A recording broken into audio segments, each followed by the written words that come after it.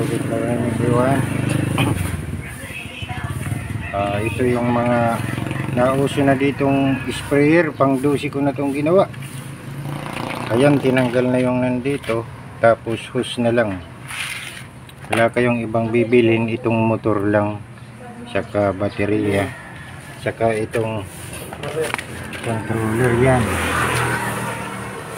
Yan lang ang bibilin nyo. Tatlo ang wire niyan. Makikita nyo naman yan sa diagram. Kasi madaling ikabit. Ayan o.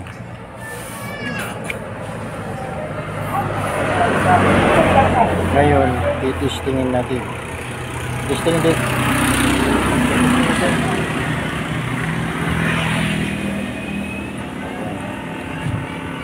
Tapos yan. Pwedeng palalakasan yan. Pwedeng hinaan. Lakas oh. Pwedeng lakasan, pwedeng hinaan. Ganyan lang. Pang 12 ko na itong ginawa. Napakasimple lang. Tatlo lang bibilhin. Battery, motor, controller na yan.